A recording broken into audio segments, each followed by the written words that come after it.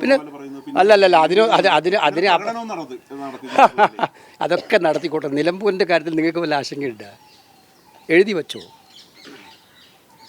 Record ഭൂരിപക്ഷത്തോടെ നിലമ്പൂരിൽ Aryadan Shoukath MLA ആയിരിക്കും. ഈ 19-ാം തീയതി കഴിഞ്ഞ് 23-ാം തീയതി കാര്യമല്ലേ അത്രേ ഉള്ളൂ. 19 ദിവസത്തെ കാര്യമല്ലേ ഉള്ളൂ. അതുകൊണ്ട് അതിനകത്തൊന്നും ഒരു വേവലാതിയും വേണ്ട. ഇതൊക്കെ പാവപ്പെട്ടവർക്ക് വേണ്ടി കാര്യങ്ങൾ പറയുമ്പോൾ അത് തിരിച്ചടിയാവുന്ന ആരെങ്കിലും ധരിക്കുന്നുണ്ടെങ്കിൽ ഞങ്ങൾ അങ്ങനെ ധരിക്കുന്നവരല്ല. പാവപ്പെട്ടവരുടെ പ്രശ്നങ്ങൾ ഉയർത്തിക്കൊണ്ട് തന്നെയാണ്, സാധാരണ ജനങ്ങൾ അനുഭവിക്കുന്ന ദുരിതം ഉയർത്തിക്കൊണ്ട് തന്നെയാണ് ഈ പ്രശ്നം ഞങ്ങൾ പറയാൻ വേണ്ടി പോകുന്നത്.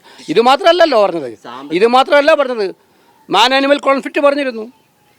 ദേശീയപാതയിലെ ഏറ്റവും വലിയ അഴിമതി പറഞ്ഞിരുന്നു. മുഖ്യമന്ത്രി അവിടെ പോയിട്ട് സന്ദർശിക്കാത്ത കാര്യം പറഞ്ഞിരുന്നു.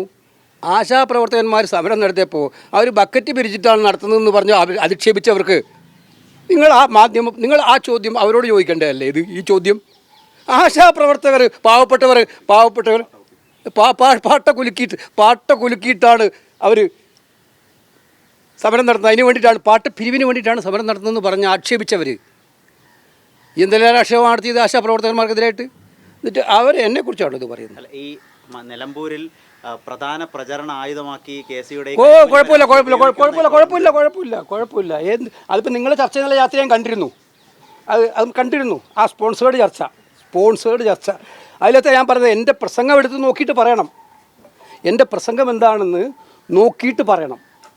എൻ്റെ പ്രസംഗത്തിലെ എല്ലാ വാചകവും എടുത്തിട്ട് ഒന്ന് നോക്കുക.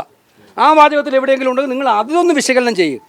ഈ പറഞ്ഞതിനകത്ത് ഞാൻ പറഞ്ഞ ഇതാണ്, തെരഞ്ഞെടുപ്പ് കാലത്ത് തെരഞ്ഞെടുപ്പിന് തൊട്ട് മുമ്പായി വിതരണം ചെയ്യുന്ന കാര്യത്തെക്കുറിച്ച് സർക്കാർ ഉദ്ദേശിക്കുന്ന കാര്യമാണ് ഞാൻ പറഞ്ഞത്, അല്ലാണ്ട് പാവപ്പെട്ട ജനങ്ങളെയല്ല. അത് ജനങ്ങളുടെ തലയിലേക്ക് കെട്ടിവെച്ചിട്ട് തങ്ങളുടെ കഴിവുകേടും തങ്ങളുടെ കെടുകാര്യസ്ഥതയും ന്യായീകരിക്കാൻ വേണ്ടി എൻ്റെ തലയിലോട്ട് കയറിയാൽ കയറിക്കോ, തിരിച്ചും ഞങ്ങളും പറയും.